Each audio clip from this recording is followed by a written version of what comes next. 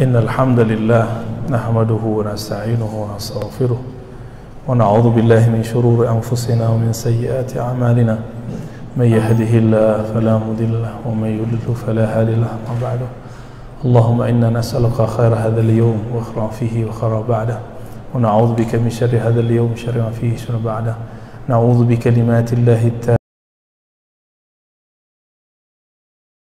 التامات من شر ما خلق نعوذ بكلمات الله التامات من شر ما خلق نعوذ بكلمات الله التامات من شر ما خلق بسم الله الذي لا يضر مع اسمه شيء في الأرض ولا في السماء السميع العليم بسم الله الذي لا يضر مع اسمه شيء في الأرض ولا في السماء السميع العليم بسم الله الذي لا يضر مع اسمه شيء في الأرض ولا في السماء وهو السميع العليم والحمد لله رب العالمين. Bapak saudara sahabat yang dimuliakan Allah, Allah berfirman, "Wadzakir fa inna dzikra tanfa'ul mu'minin." Maka berilah tazkir, peringatan, karena peringatan itu hanya berefek kepada orang yang beriman. Jadi kalau udah nggak ada rasa percaya,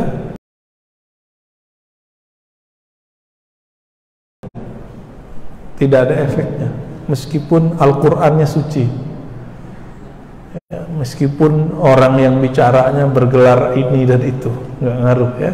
Dan kita beruntung Allah memberikan kita rasa iman itu, alhamdulillah. Tema kita tentang talqin zikir.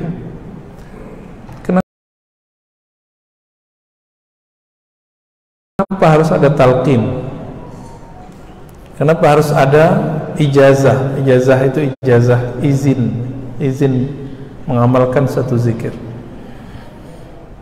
Talqin itu secara bahasa Arab dari kata laqana yulaqqinu talqinan, fa'ala yufa'al taf'ilan. Artinya memberikan bimbingan zikir. Kenapa harus ada talqin? Karena kita ini rata-rata mengalami amnesia spiritual.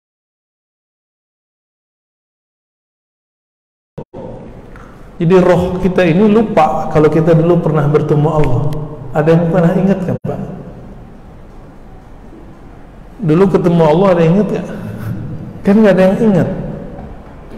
Maka Allah utuslah Rasulullah, diutuslah nabi-nabi Allah. Para nabi, para rasul sudah pindah alam. Yang masih di alam ini siapa? Ya guru-guru kita, pewaris para nabi, para rasul. Nah, mereka lah nanti yang mengemban amanah untuk memberikan bimbingan zikir. Jadi talqin zikir, terjemahan bebasnya bimbingan zikir. Perlu dibimbing nggak Pak zikirnya? Perlu. Kalau enggak zikirnya nggak ada maknanya.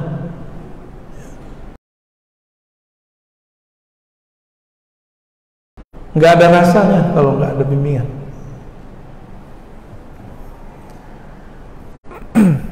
Nabi mengatakan, "Shallu kama ra'aitumuni usolli."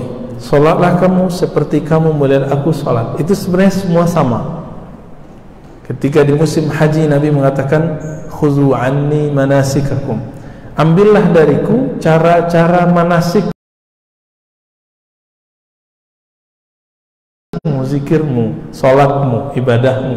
Artinya sama, walaupun perintahnya khusus haji, tapi untuk semuanya. Maka zikir harus sesuai dengan sunnah Rasulullah Sallallahu Alaihi Wasallam. Tidak disebut berzikir kalau tidak mengikuti sunnah Nabi. Masalahnya sunnah itu diriwayatkan oleh para ahli hadis ada yang diriwayatkan oleh ahli zikir. Ini beda.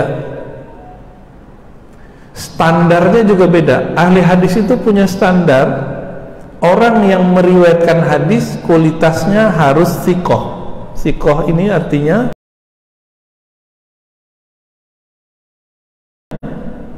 kredibel. Bagi ahli zikir bukan sekedar thiqah, terpercaya, bukan sekedar hafalannya bagus. Dia harus arif billah, wasil ilallah. Dia harus kenal siapa yang dizikirkan. Jadi beda standar. Ahli hadis cukup orangnya pinter, hafalannya bagus. Kalau ahli zikir nggak cukup, orangnya nggak mesti pinter-pinter amat. Yang penting dia kenal siapa yang dia sembah. Mana yang lebih berat, Pak? Ahli hadis Pak, ahli zikir? Ahli zikir. Ini yang dilupakan banyak orang. Maka sanad atau silsilah zikir antara ahli hadis itu berbeda kualitas dengan ahli zikir. Ini sebagai contoh umum. Kita sholat pakai bacaan Al-Quran, Al-Fatihahnya riwayat Imam Asim yang diriwayatkan oleh muridnya Imam Hafiz. Jadi Quran kita ini, Pak, ini diriwayatkan, ini ada periwayatnya. Enggak ujuk-ujuk datang ke Pekanbaru begini, enggak. Maka disebut ya, biasanya ditulis di sini biriwayati Hafsin an Asim. Pada baca enggak?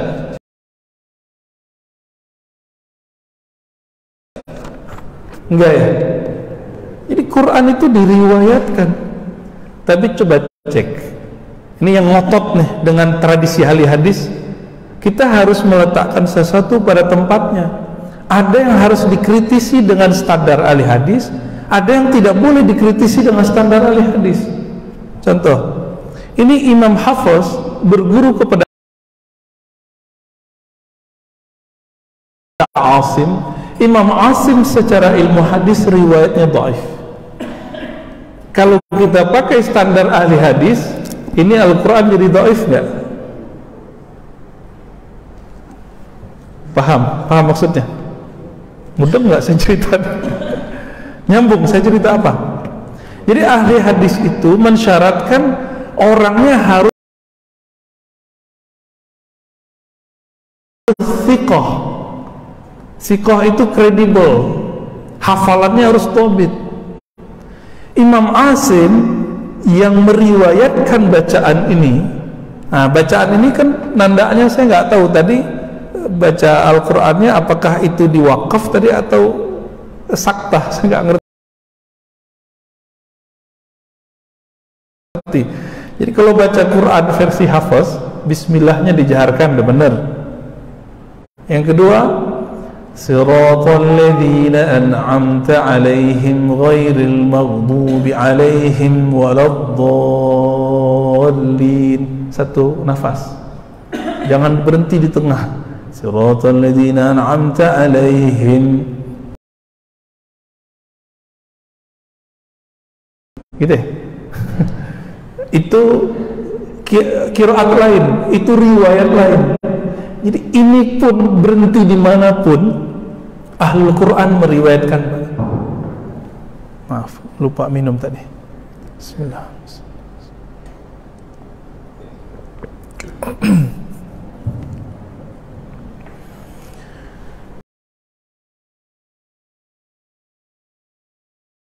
Jadi teman-teman yang antum suka kajian hadis, ilmu hadis itu syai'un fannun mustaqillun, itu disiplin ilmu yang khas.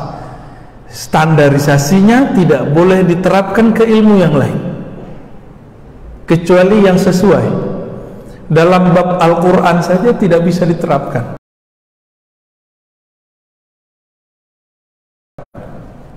Oke, apalagi untuk talqin zikir. Itu udah beda langit dan bumi ilmunya. Siang malam bedanya. Maka tolong bagi para kritikus hadis jangan pakai standar itu. Kalau pakai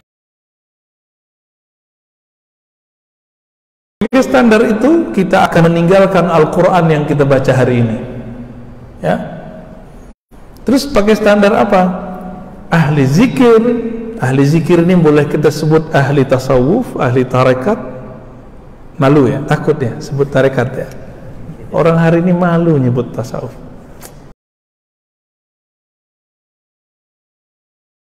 Ya, masjid ini kayaknya udah insaf ini. Insya Allah ya. Saya di mana-mana itu dipesenin sama pengurusnya. Di sini enggak ya. Ustaz, jangan sebut-sebut tasawuf, Ustaz. Kenapa? Jamaah sensitif. Loh, jamaah ikut Ustaz ikut jamaah. Bengong pengurusnya. Ya. Loh, kalau antum begitu, kapan jamaah naik pangkat ya? Kapan jamaah naik makom? Gitu-gitu aja ntar. Ya. Jadi saya menghimbau kepada semua pengurus masjid, kajian tasawuf dijadikan kurikulum. Kalau nggak masjid ramai terus Pak. Masalah Sayyidina rame, zikir keras rame, cuma kunut rame. Itu ada imam yang ditonjok kunut karena nggak ada tasawuf di situ. Tasawuf itu intinya akhlak. Akhlak itu nggak mungkin kalau orang nggak adil dengan dirinya. Orang adil dengan dirinya baru muncul ketenangan di kolbu. Kalau udah tenang nggak mungkin nanjak orang. Ya, ini cuma masalah kunut. Apalagi kalau imamnya zikir keras, oh bisa diteriak-teriakin ntar. Bapak saudara makan Allah. Jadi standarnya ahli fikih itu beda lagi. Standarnya ahli hadis beda lagi. Standarnya ahli Quran beda lagi. Standar ahli tasawuf, ahli tarekat yang mereka sebut gurunya dengan mursyid, itu standarnya khas. Apa standarnya? Ayyakuna wasilan ilallah. Ilmunya nyampe kepada Allah. Rasa bertuhannya sahih, bukan rasa-rasa setan ya. Rasanya itu murni. Nah, ini yang kemudian mereka transfer kepada muridnya. Mereka dapat dari gurunya, gurunya dapat dari gurunya. Bersambunglah rasa itu kepada Rasulullah sallallahu alaihi wasallam. Maka mereka nggak puas, dihantamlah sanad zikir, yaitu Al-Hasan Al-Basri, imam tabi'in, itu kan berguru ke Sayyidina Ali. Sayyidina Ali ini wafatnya tahun 40 lebih kurang. Mereka berusaha mengatakan bahwa Al-Hasan Al-Basri tidak bertemu Sayyidina Ali, berarti sanad zikir terputus. Nah, ini cara mereka. Bagaimana kita nanggapinnya? Kita kembali ke ahli hadis saja kalau emang mereka ngeritik hadis. Imam Ibnu Hajar Al-Asqalani yang mensyarah Sahih Bukhari. Jadi Sahih Bukhari itu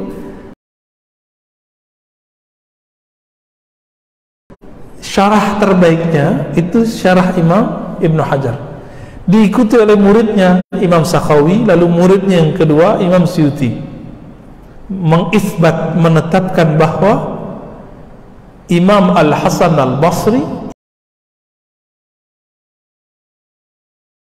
Imam Tabi'in, betul-betul bertemu dan berguru kepada Sayyidina Ali. Mereka nggak puas itu, jadi ingin melemahkan. Habis itu bilang apa? Oh, sanad ente kepada Ali, berarti ente Syiah. Nah, hati-hati.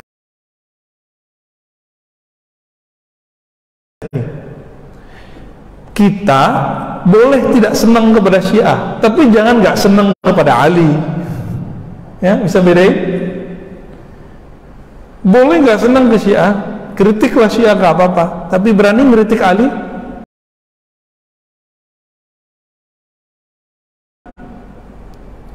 Orang yang disebut Syiah itu pro Ali, anti selain Ali, disebut Rafidah. Rafid itu dia menyerang selain Ali. Sedangkan orang yang mengkritisi Sayyidina Ali disebut dengan nasibah. Bukan nusaibah, ya, nusaibah beda lagi. Nasibah, kelompok yang suka mengejek ahlul bait, keluarga Nabi sallallahu alaihi wasallam. Di dalam hadis Imam Al-Hakim,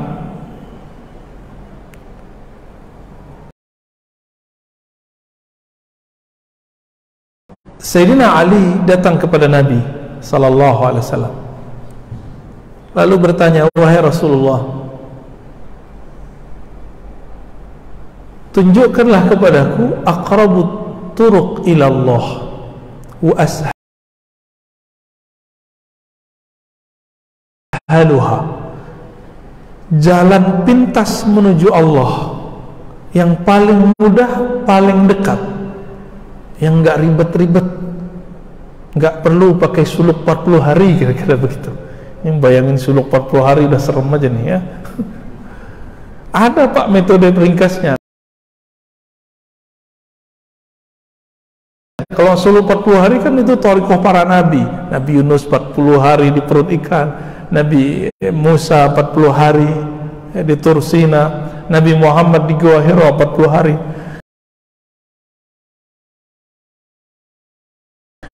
Ali bin Abi Thalib mikir, ini kelamaan ini 40 hari ya. Terus gimana? Yang gampang wahai Rasulullah. Apa kata Nabi? Alaika bidmudawamati dzikrillah. Ya. Hendaklah engkau mudawamah, konsisten berzikir dalam keadaan sir, ya, sepi ataupun jahar, ya. Kita keraskan, kita lembutkan, ramai ataupun sendiri. Kata Sayyidina Ali, wahai Rasulullah, kalau itu saya juga udah tahu, ya, kira-kira begitu kalamnya. Saya pengen yang khusus. Maka disuruh duduk, ya, kamu duduk sini. Apa kata Nabi? Ghammid aina.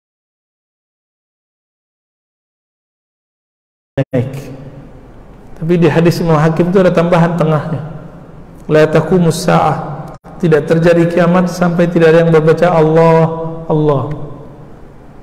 Nggak ada kiamat kalau masih ada yang baca Allah Allah. Tapi Dajjal keluar Pak, walaupun ada orang baca Allah Allah, ya. Dajjal sama kiamat kan masih jauh, ya, tapi jauhnya bukan 1 abad, bukan, nggak nyampe.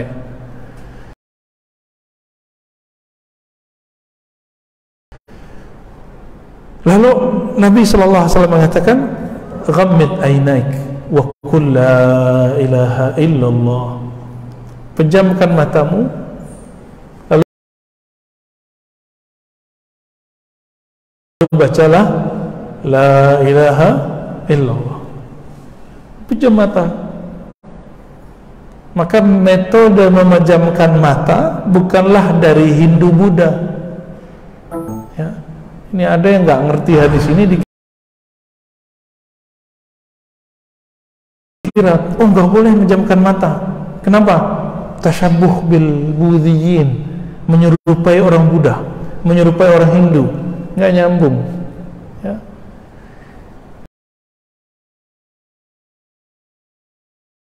Kebetulan kita sama-sama menjamkan mata, mereka menjamkan mata, itu urusan mereka, urusan kita hadis ini, ya. Berdasarkan hadis ini kita ringkas saja cerita hadisnya. Ulama kita kemudian meriwayatkan mengajarkannya sebagaimana Sayyidina Ali mendapatkannya, menirukan model yang ada di situ. Menirukan ini disebut dengan hadis musalsal bizikrillah atau musalsal bitalqin. Hadis menirukan gaya guru, gaya sumbernya hadis ini, keadaan orang yang mengajarkannya, disuruh duduk, disuruh pejam mata, semuanya dibaca sekian kali, itu ditirukan semua. Namun yang meriwayatkan ini juga dua, ada versi yang ahli hadis masjid musola pejam mata juga, tapi ada rasanya. Ada yang versi ahli zikir, dipejamkan mata, tapi ada namanya prakondisi, dikondisikan kolbunya sehingga kolbunya siap menerima la ilaha illallah. Nah, itu yang disebut talqin. Hadis ini dianggap sahih oleh Imam Hakim, tapi ketika saya teliti paling tinggi cuma hasan.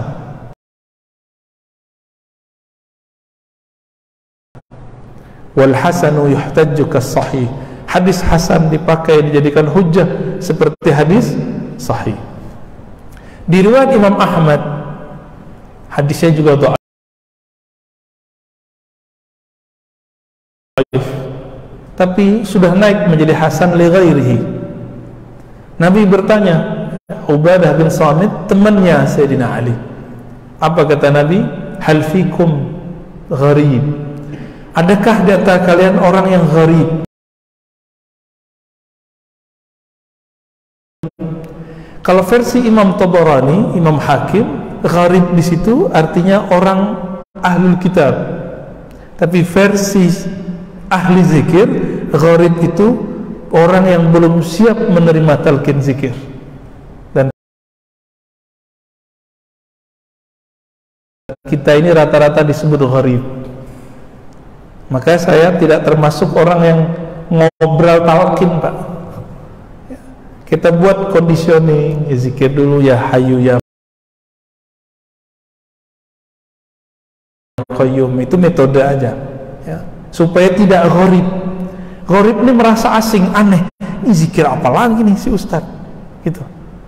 Itu orang yang menganggap zikir itu sesuatu yang baru. Maka gharib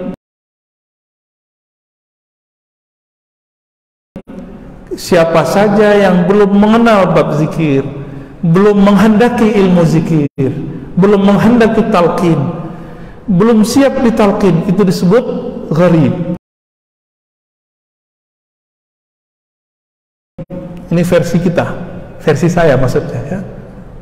Maka Nabi mengatakan tutup pintu, tutup pintu. Lalu Nabi mengajak,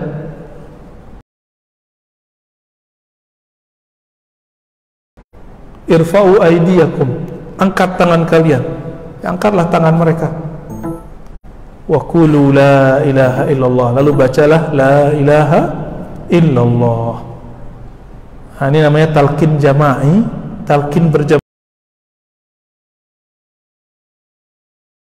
Nah, nanti ada saatnya kita talqin jamaah di Pekanbaru. Tapi kalau sekarang masih sendiri-sendiri, Pak ya, masih sir. Ada saatnya kalau jamaah-jamaah di sini sudah siap, udah nggak gharib lagi,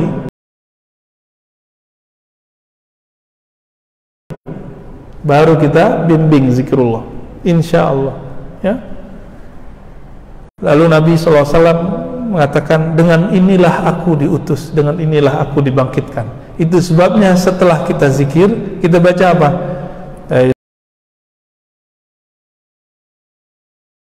La ilaha illallah Muhammadur Rasulullah, la ilaha illallah. Gimana Ustaz? Mana imam kita tadi? La ilaha illallah ya, Muhammadur Rasulullah, kalimatu haqqin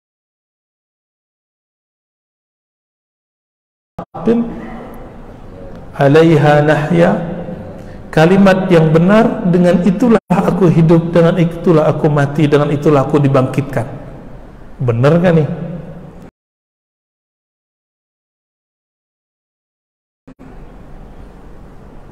Kita hidup dengan kalimat itu. Beneran? Kayaknya hidupnya pakai handphone ya. Saya aja kemana-mana bawa handphone.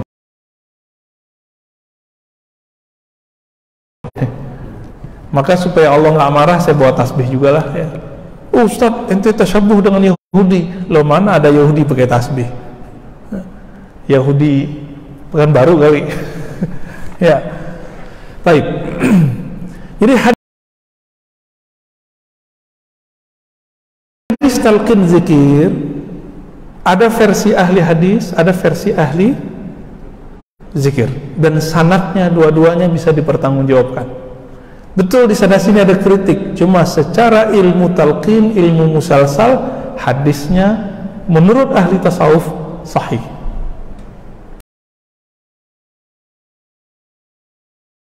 Karena mereka dapat dari gurunya yang sudah dapat ijazah. Nah, ini rahasia nih Pak. Ini perbedaan orang-orang tarekat sufi dengan yang tidak tarekat sufi mengajar zikir. Tarekat sufi itu ngajar zikir harus dapat ijazah dari gurunya. Yang antum benci selama ini itu, ya, yang antum bilang ini khurafat, ini fanatis. Bukan, mereka itu untuk menjaga kemurnian zikrullah, itu si ustadz harus dapat izin dari gurunya, biar terjamin bahwa zikirnya benar-benar bersumber dari Rasulullah Sallallahu Alaihi Wasallam. Kita malah bangga, oh saya pakai zikir pagi sore aja tak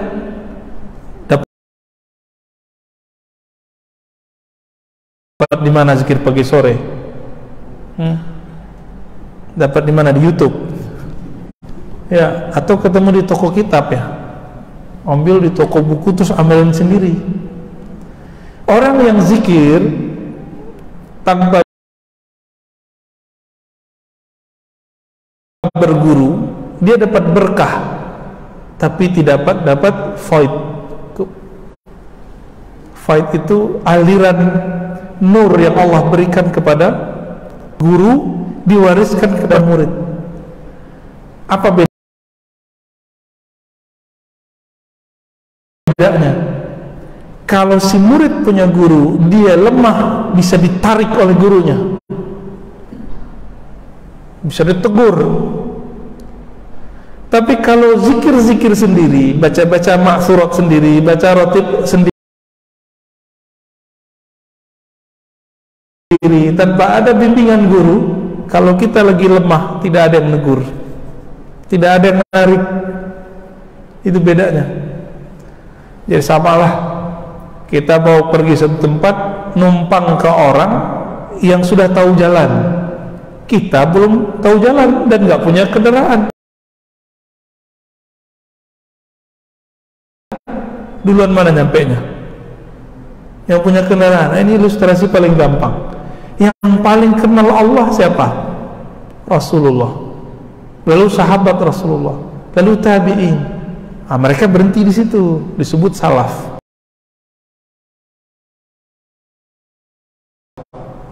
Maka mereka langsung kembali ke kitab salaf. Nggak begitu. Kitab salaf itu juga diriwayatkan dari salaf, terus ke khalaf, terus sampai zaman ini. Maka hatta al-yawm, ya, sampai saat ini zikir-zikir itu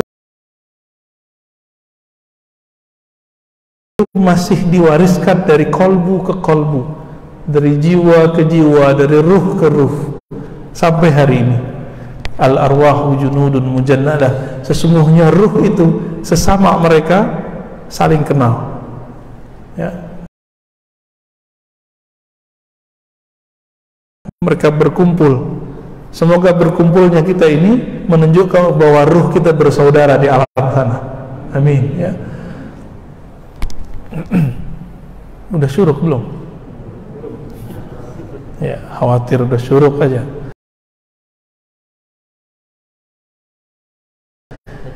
Ini banyak yang nanya, Ustadz, kalau ada kajian syuruk kita sholat dulu atau ya zikir dulu atau ngapain? Kajian dulu. Karena kajian lebih wajib daripada Salat syuruk yang hadisnya dhaif. Salat syuruk itu hadisnya dhaif.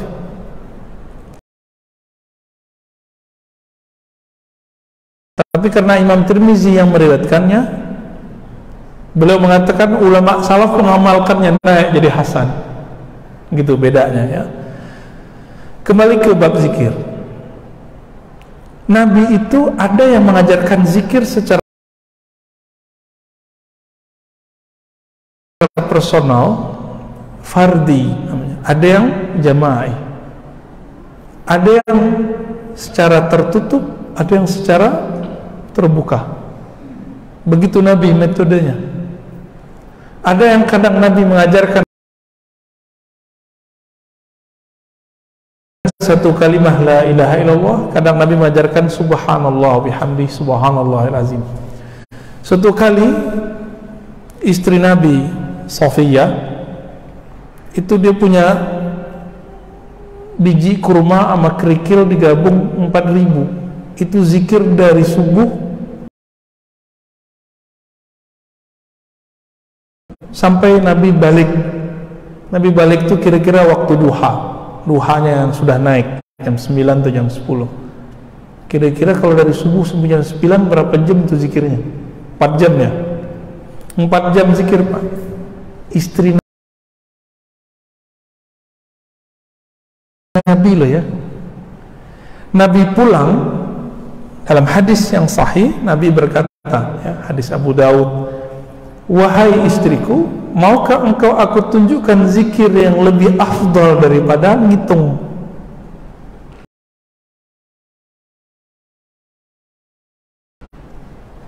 Yang tadi Nabi larang enggak? Enggak. Nabi enggak larang kok. Cuma Nabi lagi ingin menaikkan kurikulumnya dari zikir menghitung kepada zikir tidak perlu menghitung. Ini yang dilupakan oleh orang yang tidak punya zikir dan ijazah talqin. Jadi dia dapat hadis dijadikannya untuk menghantam zikir pakai hitungan. Nabi mengatakan di situ afdal min dzalik, yang lebih afdal dari zikir menghitung. Bukan berarti zikir menghitung tidak bagus. Ini baik, ini lebih baik, begitu. Hadza hasan wa hadza ahsan. Jadi bukan berarti zikir dengan menghitung itu buruk.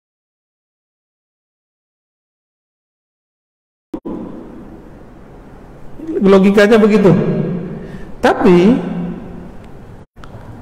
orang-orang yang benci kepada tasawuf dan tarekat mengatakan hadis ini adalah dalil membatalkan, melarang berzikir dengan angka. Justru sebaliknya, hadis ini adalah dalil boleh zikir dengan angka. Dan ini udah berapa bulan ini pertanyaan sama. Ustadz katanya kalau zikir pakai angka nanti kedatangan Adam. Saya mau tanya sama yang ngomong dulu. Mungkin gurunya, ustadznya, emang dia melihat alam gaib? Imam Syafi'i mengatakan man qala ra'aitul jinna fala tuqbal syahadatuhu. Orang yang ngaku-ngaku ngerti alam jin, ya, dia bilang lihat jin, khadam segala macam, tidak diterima persaksiannya, apalagi pengajarannya. Orang kayak gitu dipercaya hari ini Pak. Dia nggak pernah melihat alam khadam, dia nggak pernah melihat alam jin. Emang jinnya senangnya sama apa sih? Main tebak-tebakan. Iyattabi'una illa dhann. Mereka itu cuma tebak-tebakan. Nih kalau zikir pakai angka tertentu, nanti datang khadam. Asal-asalan. Persoalan itu kemudian dijelaskan oleh para ulama berdasarkan hadis ini. Baru Nabi ngajarin kuli, katakanlah wa istriku, subhanallah bihamdi, subhanallah azim, adada khalqihi wa zinata arsyihi wa ridha'a nafsihi wa midada kalimatihi. Boleh dibalik ya. Itu zikir secara ilmu hadis boleh dibaca siapa aja, tapi secara ilmu qalbi, kalau belum sampai ke rasa ini, maka nggak ada efeknya. Coba diterjemahkan, subhanallah bihamdi, subhanallah azim, adada khalqi,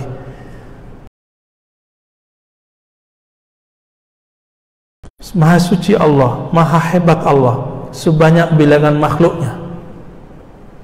Waktu antum zikir begitu, ingat lafaznya atau ingat maknanya? Saya yakin antum ingat lafaznya aja.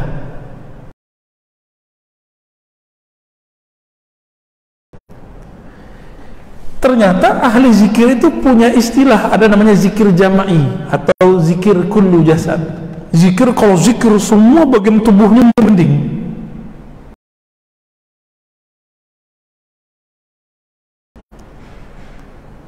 Zikir itu sudah dilewati oleh Sayyidah Safiyah. Sekarang ada zikir di atas itu, zikir alam semesta. Itu dia.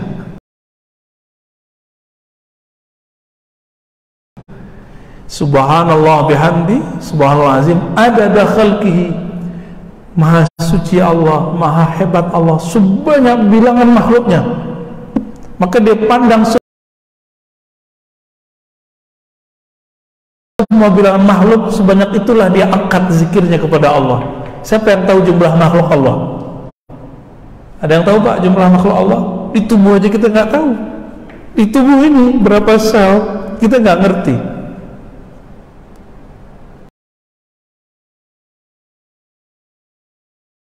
Karena hanya Allah yang tahu. Nah, ini rahasia lagi, naik pangkat lagi tuh Sofia. Hanya Allah yang tahu jumlah bilangan makhluk di tubuh ini dan di alam semesta. Maka zikir ini sebenarnya zikir menyerahkan makna zikir kepada yang punya nama. Ya Allah, maha suci Engkau, sesuci yang Engkau mau. Karena yang tahu jumlah makhluk cuma Engkau.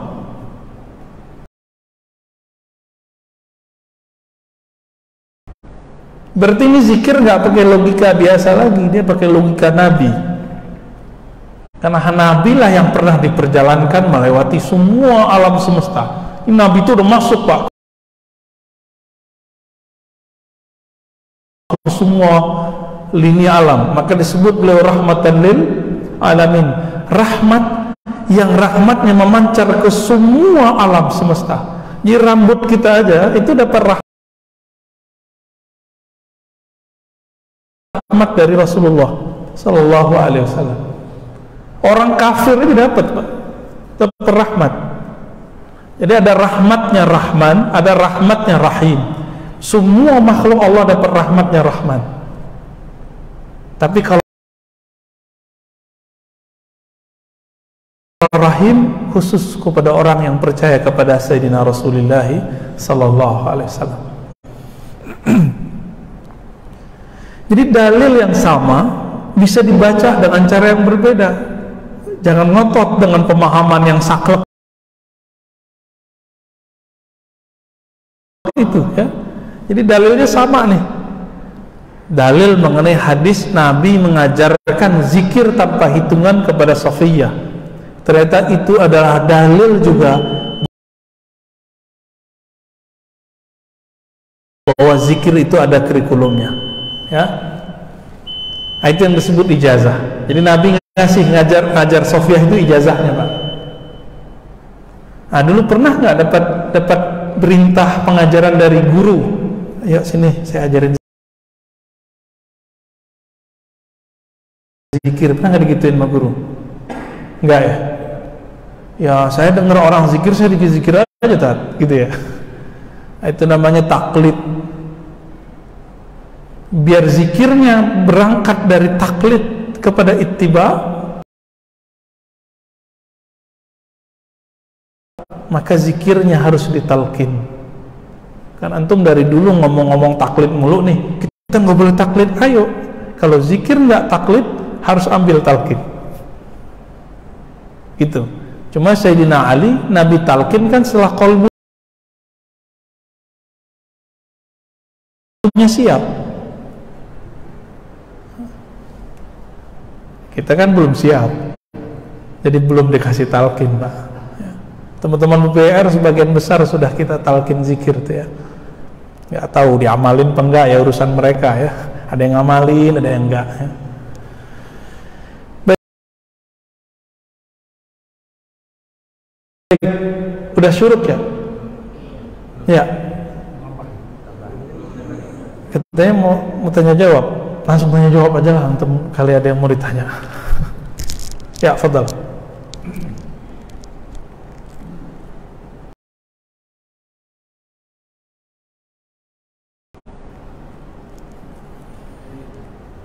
Lanjut dulu. Ya udah. Jadi tadi itu dalil zikir. Jadi dalil zikir berangka dengan tidak pakai angka, dalilnya sama toh. Hadis riwayat Imam Abu Daud. Nah, yang benar itu memahaminya, kita tidak mengatakan ini benar mutlak, bahwa zikir dengan angka itu adalah kurikulum awal orang belajar zikir. Orang itu butuh angka, butuh batas, limit, butuh latihan. Namanya latihan ada angkanya.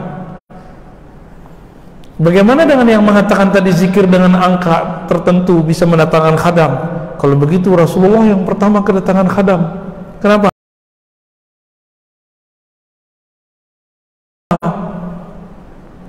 Nabi kalau zikir angkanya berapa? 33, 10, 25, 33, 70, 100. Itu angka yang dicontohkan. Nabi nggak nyontohin kepada Sofia angka 4000. Lalu kenapa dia berzikir 4000? Apakah Sofia lebih pintar dari Rasulullah? Seperti logikanya orang yang anti logika, akal-akalan orang yang anti akal. Ente lebih pintar dari Rasulullah, kan begitu logikanya. Itu logika apaan? Jangan pakai logika nggak jelas dalam belajar, ya. Akal-akalan tapi aklud du'afa, ya. Aklul hamqa, ya. Akal tapi orang yang pikirannya nggak nyambung, sok berlogika tapi logikanya nggak nyambung. Sama dengan ngirim Fatihah, itu mereka pakai akal-akalan loh. Kenapa? Mentok imamnya Ibnu Qayyim menyebutkan 29 dalil bahwa amalan orang hidup sampai ke orang mati, maka Fatihah termasuk. Mereka akal-akalin. Emang Rasulullah melakukan? Nah, itu akal-akalan namanya, Pak. Nggak pakai dalil dia nolaknya, pakai akal-akalan, ya. Saya pernah menyebutkan di masjid ini bahwa Sayyidina Abu Hurairah zikir setiap hari 12.000. Itu angka bukan? Dan itu disebutkan oleh Imam Ibn Sa'ad, Imam Zahabi, Imam Al-Mizzi, dan riwayatnya sahih. Itu Abu Hurairah kedatangan khadam kali ya?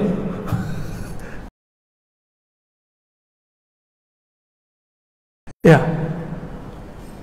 Jadi zikir dengan angka tertentu, yang penting ada guru yang nyuruh.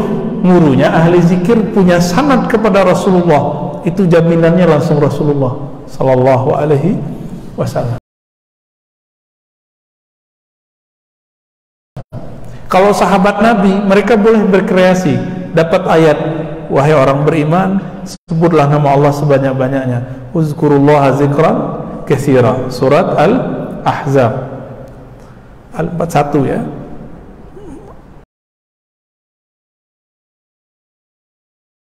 Sofiyah menganggap 4.000 itu banyak, maka dia zikir 4.000.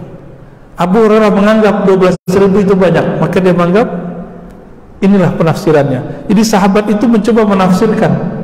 Tafsiran itu sampai di zaman ini menjadi sebuah thariqah.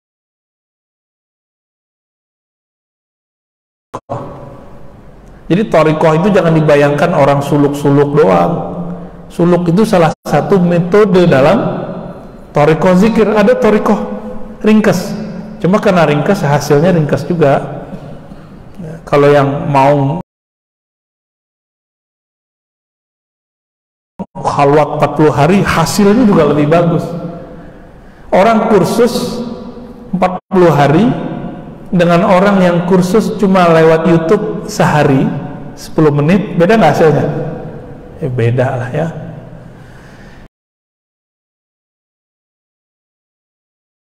Kira-kira begitu Bapak Saudara makan Allah. Jadi kita hidupkan lagi sunnah ini, sunnah talqin zikir, sunnah zikir berjamaah, sunnah zikir sendiri-sendiri. Nah, di sini sudah ada zikir jamaah, ikutin aja, nggak usah malu-malu, ya. Ikutin zikirnya, nanti terasa gemaknya.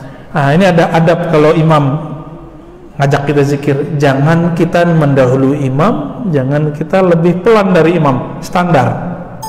Kapan zikir itu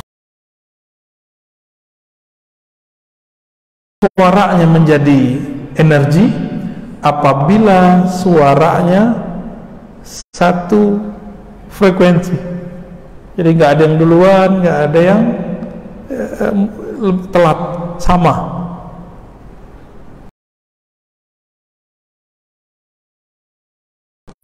Itu sebabnya juga ada majelis ratibul haddad. Itu kalau ratibul haddadnya mereka satu hati dan suaranya satu, semuanya akan majzub, ditarik oleh Allah SWT dan merasakan nikmat zikir. Nah, tapi kalau nggak ada kesetaraan suara di situ, hilang, ya. Jadi nanti kalau imamnya zikir, ikutin Pak, ya. Imamnya kencang gitu kencang, imamnya lembut lembut. Jadi imam saya sarankan tidak hanya zikir cepat, la ilaha illallah, pelan-pelan dulu, la ilaha illallah, pelan-pelan aja Pak. La ilaha illallah, pelan-pelan, lama-lama cepat boleh ya, tapi jangan teriak-teriak juga pakai mic ya. Nanti terganggu orang lain. Baik, saya rasa cukup lah ya. Ya, fadhal, fadhal.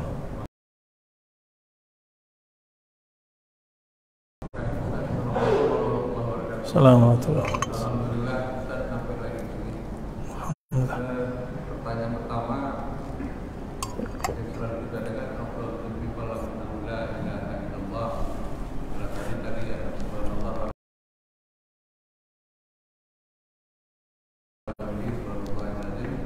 ada lagi yang lain-lainnya, banyak zikir yang kita dengar. Pertanyaan pertama, bagaimana penempatan, kapan waktunya, dan bagaimana kita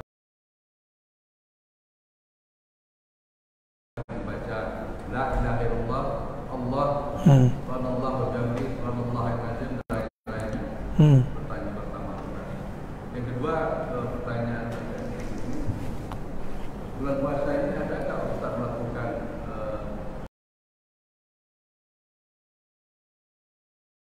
suruh dan di mana, kapan? Terima kasih Ustaz. Iya, iya. Assalamualaikum. Yang kedua, saya jawab aja, ini masih musim corona ya. Kita WFH Pak. Maka kita buat SFH, suluk from.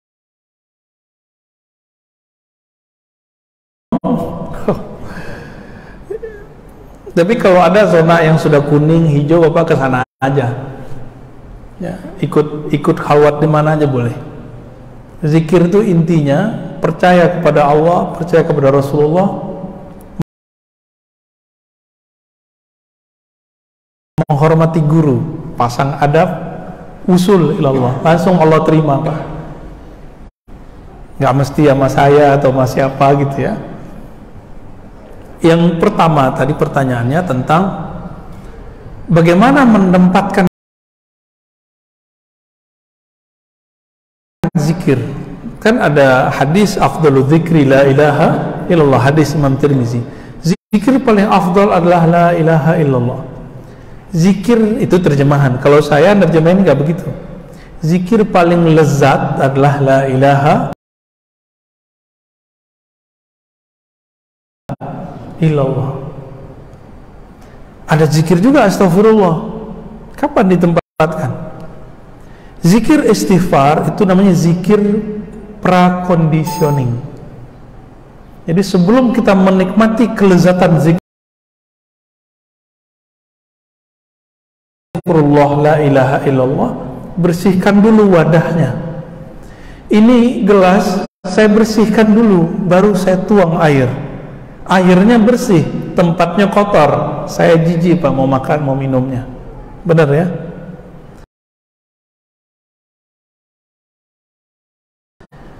Kalau sudah begitu, tempatnya terbuka, kasih penutup supaya kalau ada lalat masuk dia nggak nempel ke dalam.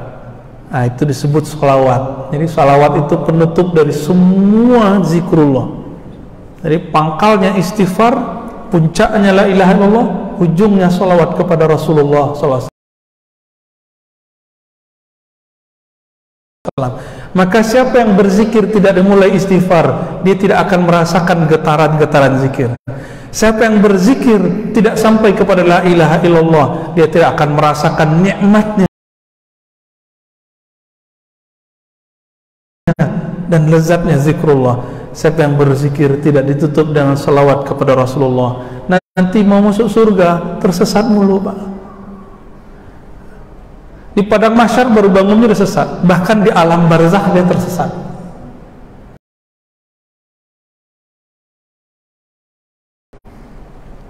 Jadi supaya gak tersesat bagaimana? Nah, maka ada orang gak sabar, langsung aja deh kita sholawat. Ya boleh juga. Banyak nih, sekarang lagi banyak zikir-zikir sholawat, tapi digunakan untuk nangkap jin. Salah penggunaan. Benar gak? Lagi menghadapi tukang sihir pakai sholawat ya. Salawat itu mahar langit dan bumi. Ini istilah baru ya. Apa kata Nabi? Siapa yang berdiri dari satu majelis, ya, walam yusalli alayya, dan tidak zikir kepadaku, maka baginya kerugian pada hari akhirat.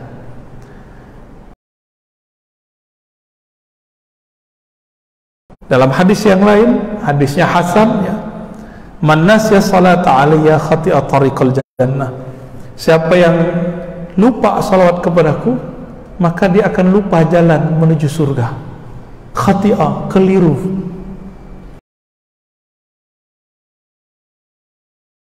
Mau Pak nanti keliru. Jadi nih saya kasih ijazahnya Pak ya. Al-wirdul asas dulu pernah kita kasih di sini. Namanya wirid asas. Pertama syahadat dulu, asyhadu an la ilaha illallah. Yang ingat ya, syahadat dulu. Jadi setiap kalau mau zikir perbaharui syahadat, asyhadu an la ilaha illallah, asyhadu anna muhammadar rasulullah. Kalau perlu dimaknai, aku bersaksi tiada yang berhak disembah kecuali Allah, bahwa Nabi Muhammad itu utusan Allah. Beristighfar, astaghfirullah. Istighfarnya berapa Pak? 100 kali. Pelan-pelan aja. Bayangkan semua dosa yang kita pernah lakukan, satu-satu sebutin. Dosa mata sekian, ada 7 anggota, ada 10 bagian di badan, masing-masing 10 dosa. Udah Pak, jadi 100 dia. Ya, inilah hakikat zikir Nabi. Beliau beristighfar setiap hari 100 kali. Bedanya beliau nggak punya dosa zahir, nggak punya dosa batin. Beliau menganggap kurang syukurnya sebagai dosa.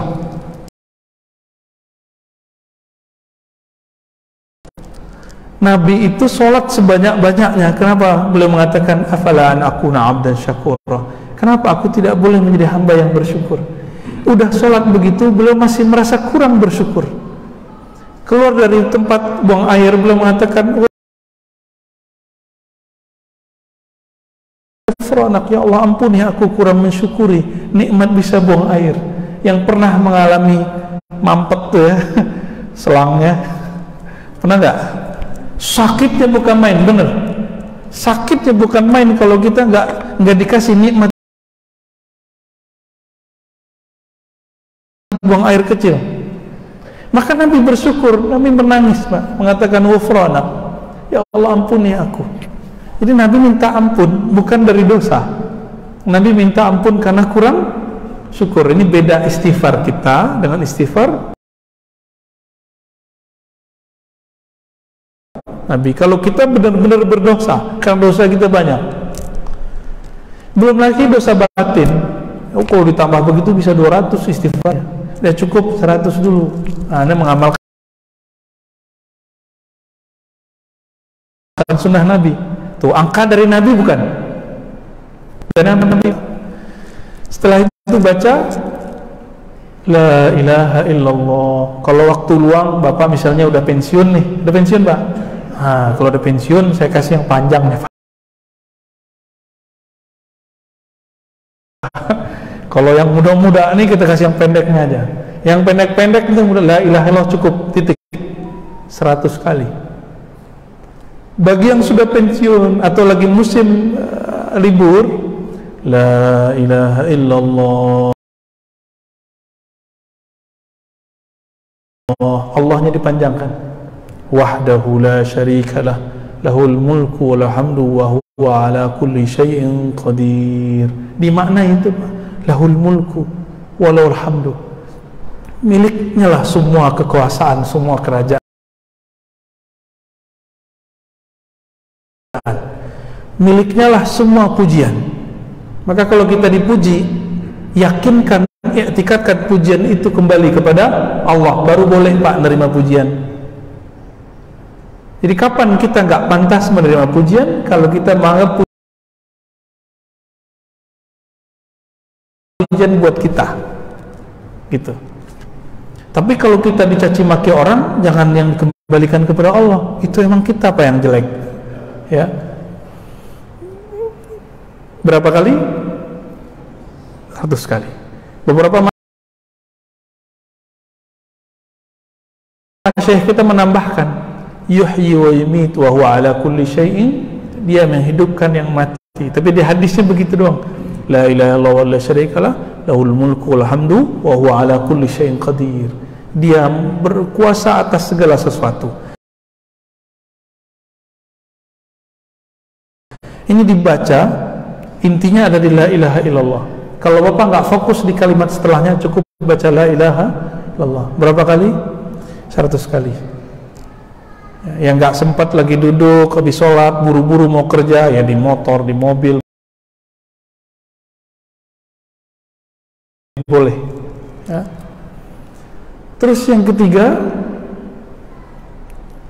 karena semua zikir tanpa sholawat tidak sampai kepada Allah, maka wajib sholawat. Jadi sholawat itu bagi saya bukan sunnat, Pak. Yang bilang sunat udah lewat, udah, ya. Sholawat itu wajib hukumnya. Kenapa wajib? Bahkan lebih wajib dari sholat. Sholawat itu lebih wajib dari sholat. Kalau nggak ada sholawat, sholawat nggak naik. Kalau nggak ada sholawat, sholat tidak naik. Baru dengar antum ya, sholawat lebih wajib dari sholat. Bid'ah kan nih? Yang sering dibaca oleh imam, innallaha wa malaikatahu yusalluna 'alan nabi. Sesungguhnya Allah dan para malaikat bersalawat kepada Nabi. Wahai orang beriman, ya allazina amanu sallu 'alaihi wa sallimu taslima. Wahai orang beriman, kalau engkau percaya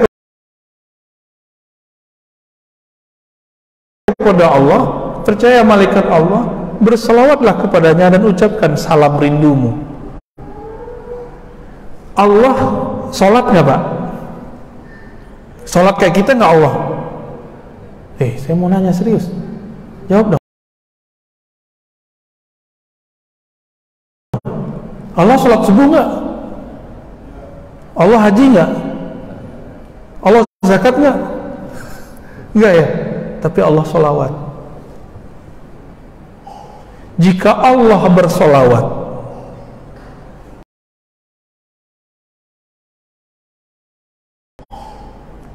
maka sholawat itu apanya sholat? Sholawat itu adalah kendaraan sholat untuk naik ke hadirat Allah subhanahu wa ta'ala. Kita nyebut naik bukan berarti Allah bertempat tinggi ya. Nanti ada pembahasan khusus ya. Pertemuan di mana? Oh bukan di sini ya? Di Duri. Ya udah di sini aja kita jelasin ya. Allah itu maha tinggi mutlak, tapi bukan tinggi arah dan tempat. Kau wajib meyakini Allah maha tinggi, kan namanya Ali. Karena ia bukanlah benda, maka ketinggiannya bukan arah. Jadi kita wajib meyakini Allah maha tinggi. Itu wajib hukumnya. Ya. Udah berapa tadi? 3. Yang terakhir subhanallah bihamdi subhanallah azim 100 kali ditutup adada khalqihi wa zinata arsyihi wa ridha nafsi wa midada kalimah. Tapi kalau bapak pensiun 100 kali baca itu pak. Subhanallah bihamdi subhanallah azim adada khalqihi wa zinata arsyihi wa ridha nafsi wa midada. Nikmat itu. Itu udah bawa satu kontainer zikir itu di belakang ya. Seberat aras, sebanyak makhluk Allah. Pernah nimbang aras nggak? Badan aja lupa nimbang, apalagi nimbang aras. Subhanallah bihamdi subhanallah seberat aras ya Allah. Aras itu meliputi langit dan bumi. Langit dan bumi tidak terlihat jika dibandingkan aras Allah. Kita bilang ya Allah, Engkau maha hebat seberat arasmu. Siapa yang tahu? Hanya Allah. Maka zikir ini namanya zikir bukan zikir. Zikru ala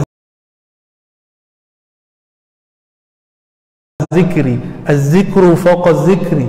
Zikir tapi di atasnya zikir. Kalau belum sampai ke rasa itu, cukup zikir biasa aja dulu. Jadi kalau belum muncul nih rasa alam semesta berzikir, maka lebih afdal zikir subhanallah bihamdi subhanallah azim tanpa tambahan. Gitu sebenarnya secara ilmu qalbu ya. Kalau ahli hadis mah bawa aja semua. Baik. Ahli hadis ini membawakan bahan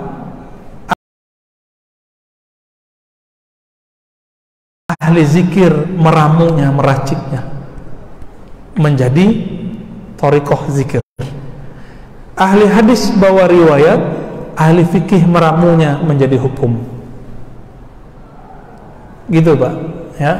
Nah, sekarang muncul pemahaman ahli hadis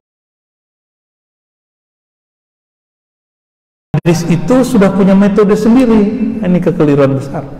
Ahli hadis nggak bisa meramu sendiri kecuali dia ahli fikih, kecuali dia ahli zikir. Nggak ada ilmu yang mandiri di dunia. Semua ilmu saling berkaitan dan beririsan. Gimana? Udah? 6:30. Kalau masih ada pertanyaan lain, tapi sebelum itu mungkin ada pertanyaan dari saya dan ngambil estafet nih. Iya, fadal. Tentang zikir juga, bagi kita awam mungkin kita mengambil zikir-zikir itu yang ada di Quran dan ada di hadis yang pasti. Namun zikir-zikir yang dari para ulama yang punya sanad itu dari ijazah. Kita kan tak begitu tahu dengan kondisi zaman sekarang siapa yang bisa memberi ijazah.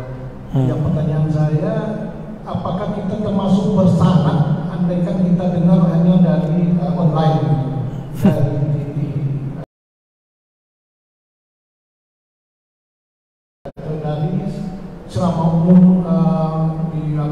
namanya ya di forum umum yang kita tidak kenal, tidak langsung berjumpa dengan guru. Apakah itu termasuk juga bersanad?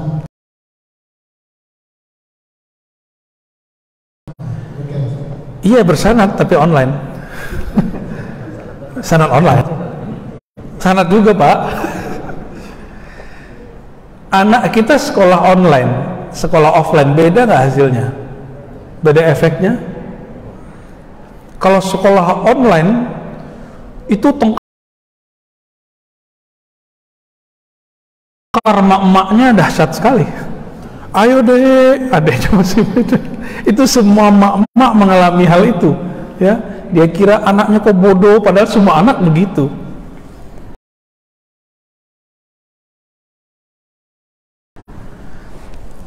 Di dalam diri kita, kalau kita ngaji online, Bapak akan berurusan dengan itu, Pak.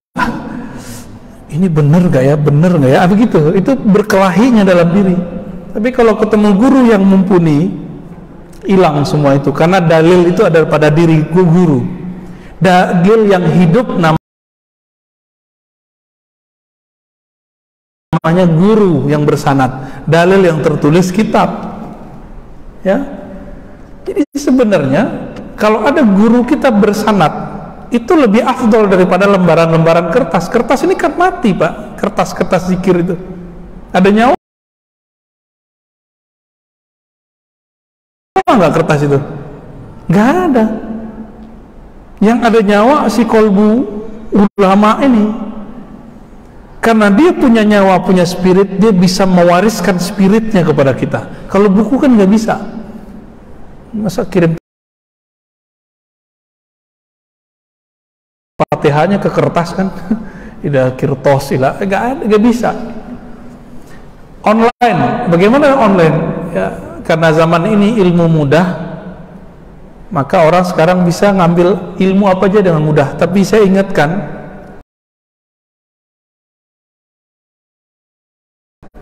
kalau belum kenal gurunya, belum dapat izin darinya, terus ngamalin zikir via online, yang zikirnya bukan diambil dari Quran dan Sunnah, saya khawatir baru cerita khodam-khodam tadi itu terjadi. Dan ini sudah banyak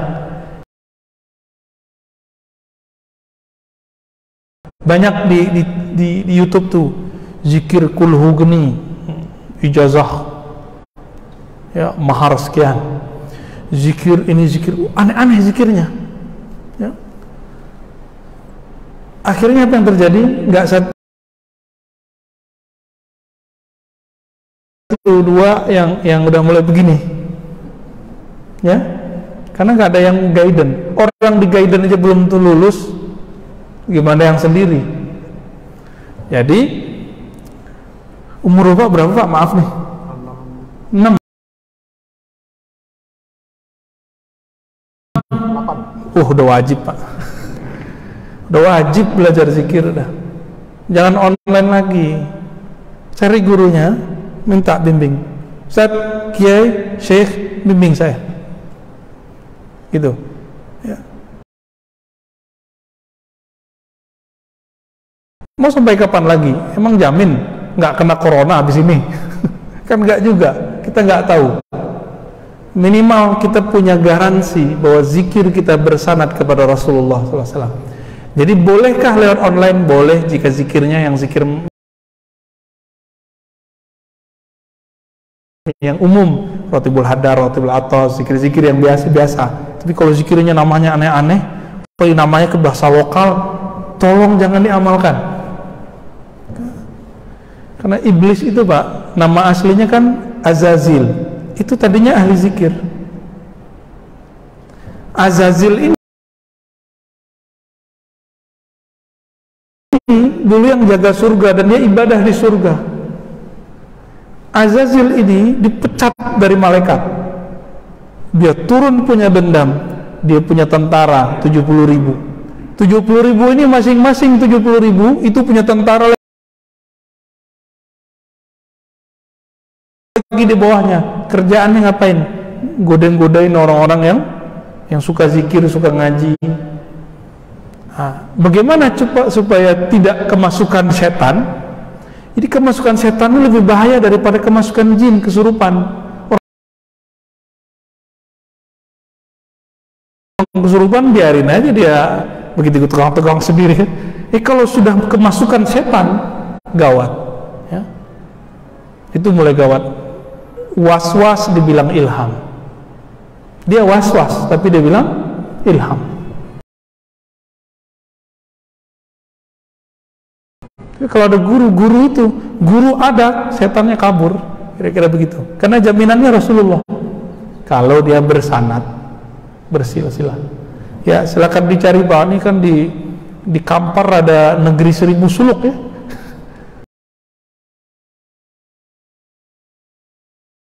Ya, kesana lah. Ya, ini kan bulan puasa ini.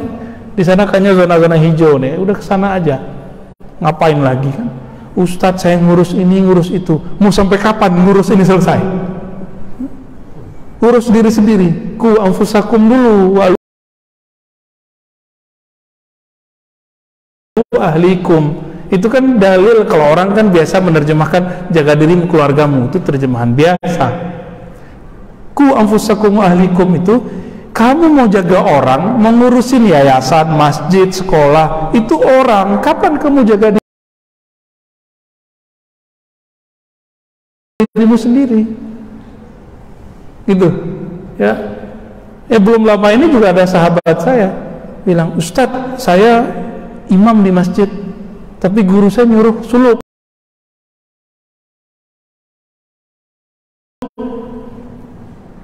Kamu ngimamin masjid, tahun depan kalau umur panjang masih bisa kan? Ya. Tapi rokaatnya sekian Ustaz, kalau saya nggak jadi imam, rokaatnya bisa berkurang dari 20 menjadi 11. Ya nggak apa-apa tuh.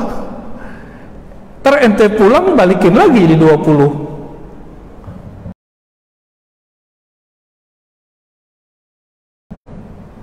Tapi tahun depan kalau kita meninggal, kita belum sempat zikir latihan, gimana? Kan nggak bisa balik Pak. Farji'na na'mal sholihan, semua ruh, semua jiwa itu meratap ketika dikuburkan. Ya Rabb, tolong kembalikan kami ke alam hidup, kepada kehidupan. Tapi Allah kembalikan nggak? Jadi arwah itu ketika dia mati itu gombal-gombal. Ya suka ngasih janji-janji. Ya Allah, kalau saya hidup saya ibadah lagi. Padahal dulu dia ngomong gitu juga. Kalaupun dikembalikan nggak akan balik, paling main handphone ya. Jadi kalau ada orang mati ini dihidupkan lagi, dia udah ketemu dan doa tadi, dia pasti lupa Pak. Ini aja kita lupa ketemu Allah, pada lupa. Jadi silakan amalkan yang umum-umum Pak, yang dari Quran Sunnah, tapi untuk masuk ke kolbu itu mesti dari kolbu. Maka tidak ada namanya talqin zikir online, nggak ada, nggak sah. Ya harus ketemu. Imam Bukhari yang nyari satu hadis yang zahir itu pindah-pindah negeri kok. Cuma mau dapat zikir pindah dari Pekanbaru ke Kampar aja nggak mau. Di kota Pekanbaru ada ya.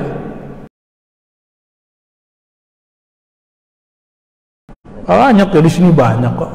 Tinggal mau ngamalin aja Pak, nggak mau cari guru, mau menjatuhkan sedikit rasa malas, menjatuhkan sedikit ego. Nah, ini yang menghalangi orang untuk bisa berzikir. Ya, ada salah satu sahabat saya mikir, saya ini kan dokter, siapa yang bisa menalkin saya zikir? Gitu Pak, ada yang ngomong gitu Pak. Kebetulan teman saya dokter. Waduh, saya bilang zikir itu kan nggak, wisudanya bukan di kampus bro.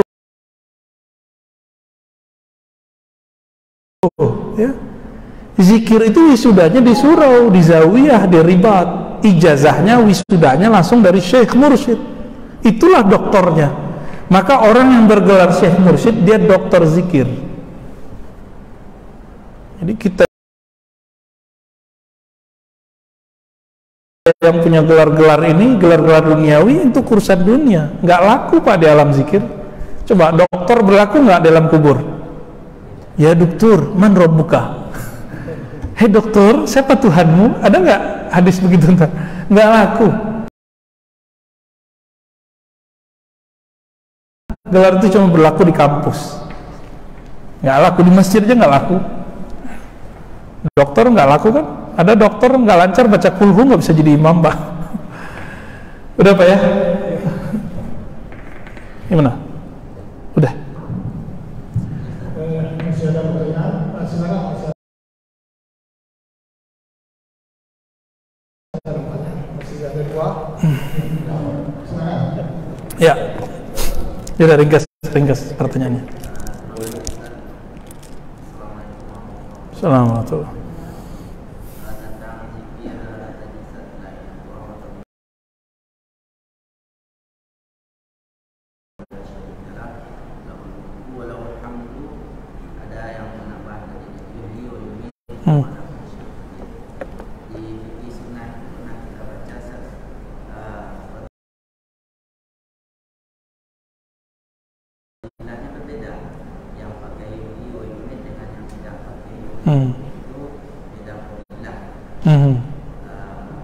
Pertanyaannya, apakah memang masing-masing ketika zikir itu tetapi ada tambahan atau kekurangan, sebenarnya khasiat atau fadilahnya berbeda.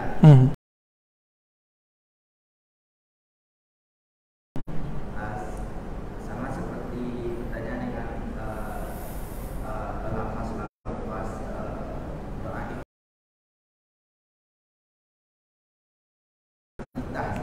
itu kan banyak yang lafaz doa kita.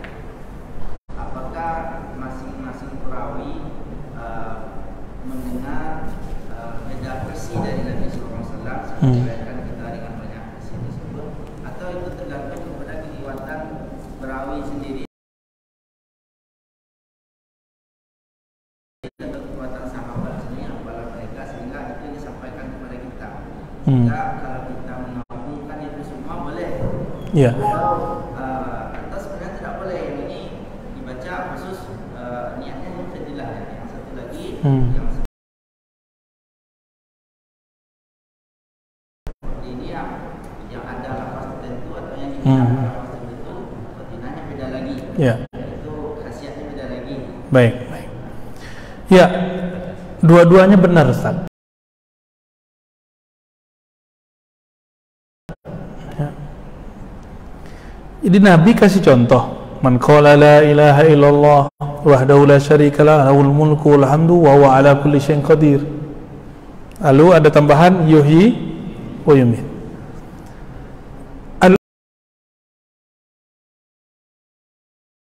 Al-ajru ala qadri ta'ab, begitu kaidahnya. Diambil dari hadis Abu Daud tentang kisah Sayyidah Aisyah. Rahasia dari ganjaran pahala itu berdasarkan kadar lelahnya orang beramal.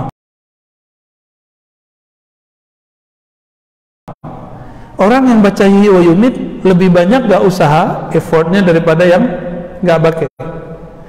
Saya cuma baca la ilaha illallah, beda nggak dengan yang nambah lahul mulku? Beda ya? Begitulah kira-kira. Maka imam kita, para imam kita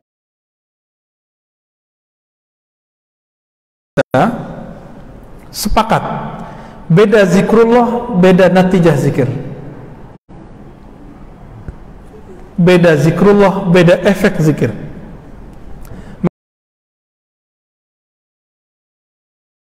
Maka zikir yang ada istighfarnya, astaghfirullah, dengan zikir yang cukup Rabbighfirli, itu beda efek di kolbu.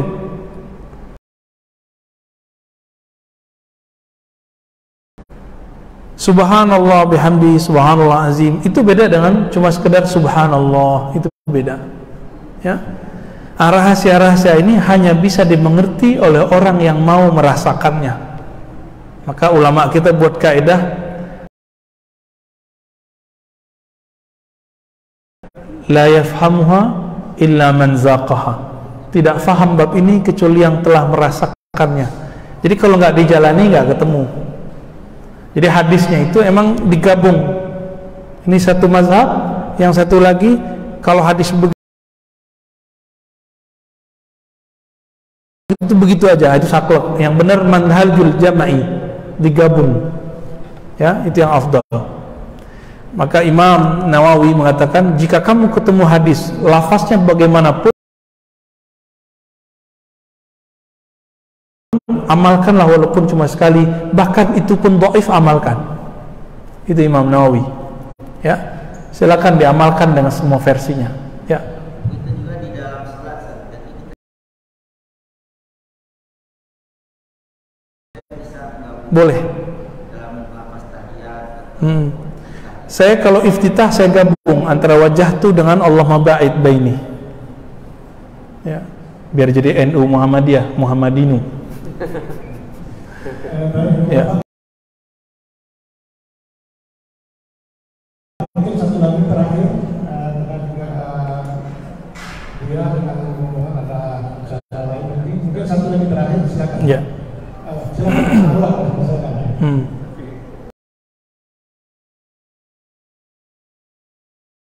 Assalamualaikum warahmatullahi wabarakatuh. Assalamualaikum.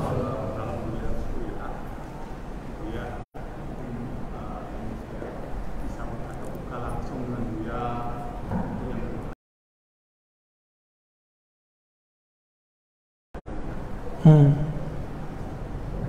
Pertama, mungkin tahun lalu ini aku bakal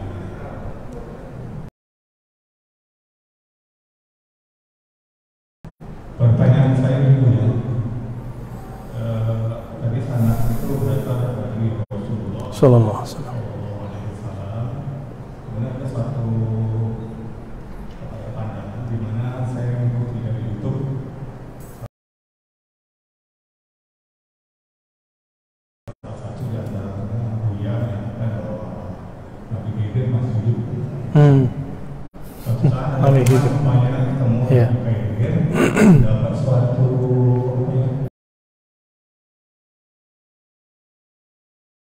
Amalan. amalan.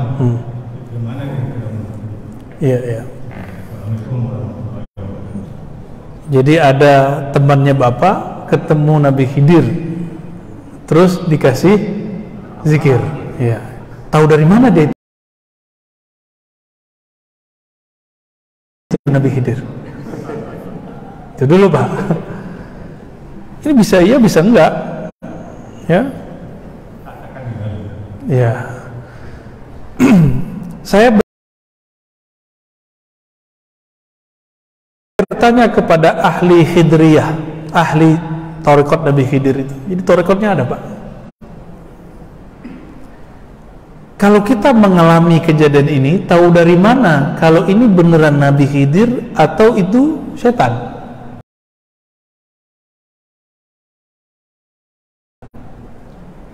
Kata beliau, istafti qalbak, tanya hatimu, sirmu, sir di dalam jiwamu itu tahu bahwa ini setan atau bukan setan. Maka Nabi Muhammad mengatakan, man ra'ani fil manam faqad ra'ani fa inna syaitan la yatamassalu bi.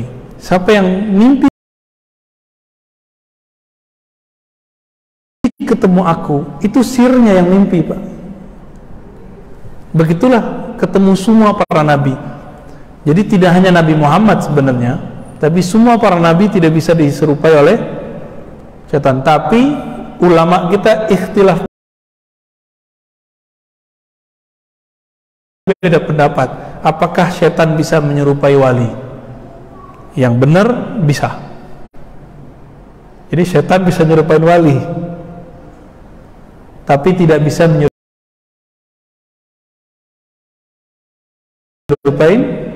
Nabi, kecuali ulamanya kita tahu namanya dan ulamanya pewaris dan kita bersanad kepada ulama tersebut, insya Allah itu garansinya. Bagaimana dengan Nabi Khidir? Nabi Khidir ini kan gurunya para nabi. Nabi sudah nggak ada, maka sekarang dia jadi gurunya para wali. Kalau calon-calon wali itu beruntung, dia ketemu Nabi Allah Khidir. Nabi Musa aja berguru ke Nabi Khidir, masa wali enggak? Oh enggak ada Ustaz, semua orang terdahulu udah mati. Ya itu pemahaman ente, kan ayatnya enggak ngomong tentang Nabi Khidir mati. Ya. Kalau begitu setan sudah mati dong, iblis sudah mati dong, jin sudah mati. Enggak. Jin itu kalau enggak dia berperang sesama mereka atau terbunuh karena berperang dengan manusia, dia enggak mati-mati Pak, jin.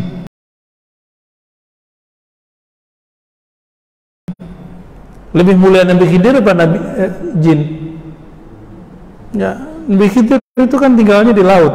Kita nggak tahu di mana lautnya. Dan sangat mungkin ada seseorang bertemu Nabi Allah Khidir lalu dikasih ijazah.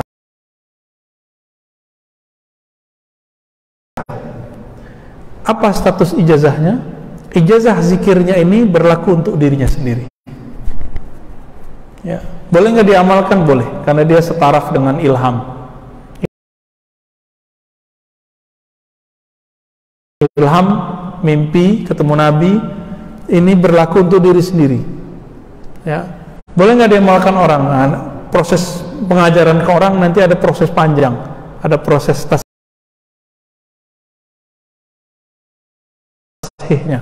Nah, nanti dalam waktu kita bahas. Ini nggak ada tema bahas Khidir kan? Oh, berarti nanti kalau umur kita panjang nggak ada halangan kita bahas pembahasan khusus Pak. Saya bedah kitab kecil, kita buat daurah nanti ya, kajian tentang riwayat Nabi Khidir, karya Imam Ibn Hajar insyaallah. Baik ya, afwan ya. Oh Pak Imam nih, spesial nih.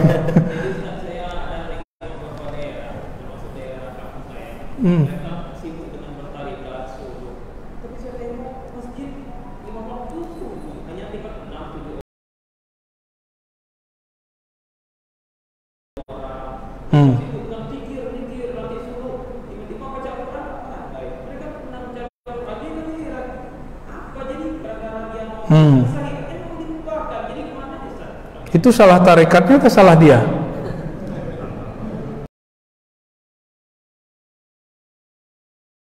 Ya, ada orang dibacain Quran kesurupan, salah Quran apa salah orang yang kesurupan? Di kampung Bapak, Pak Imam, orang bertorikot jarang ke masjid. Di kampung saya kebalikan. Ya, di Jawa, di tempat di Jakarta orang baru dapat roti punya rajin sholat. Jadi itu urusannya bukan matorikot, urusannya orang ini diajarin ilmu zikir tapi dia nggak diajarin ilmu fikih. Maka PR kita Pak Imam ngajarin jamaah. Jadi Pak Imam harus pulang kampung sekali sebulan ngajarin jamaah. Jadi harus belajar zikir juga biar dia percaya bahwa Pak Imam ini bukan jamaah yang nyusup, bukan ustadz yang anti dengan mereka.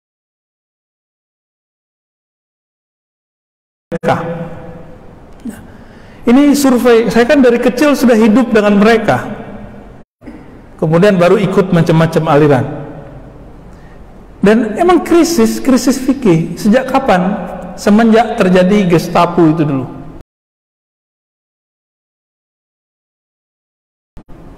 Jadi ketika dulu masa PKI itu Pak, kan nggak boleh orang ngumpul-ngumpul. Di masa Soeharto juga nggak boleh orang ngumpul. Baru belakangan, akhirnya orang-orang ahli zikir yang dulu masjid musola surau itu adalah madrasah. Syekh mursyidnya jago baca kitab. Kalau nggak jago baca kitab, dia punya khalifah yang jago baca kitab. Bercerailah antara surau dengan madrasah. Maka sekarang coba lihat di negeri kita, mohon maaf ya, rata-rata Sumatera kecuali Aceh itu masjid surau tarekat sudah pisah dengan pesantren.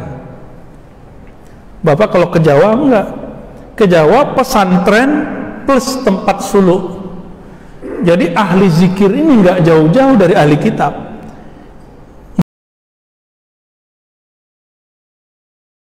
Nggak jauh-jauh. Ini kurangnya kita, Pak. Ngakulah antum punya ijazah macam-macam yang orang bertorikot, tapi ngaku aja bahwa kemampuan berdalil kurang. Dan saya langsung nanya, bahkan banyak yang langsung datang.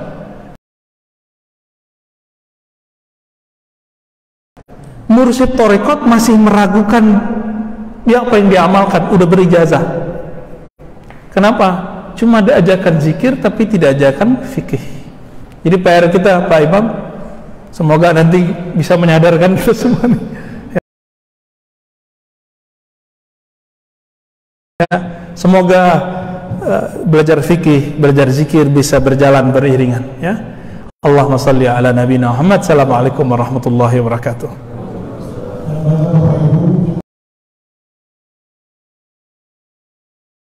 Bapak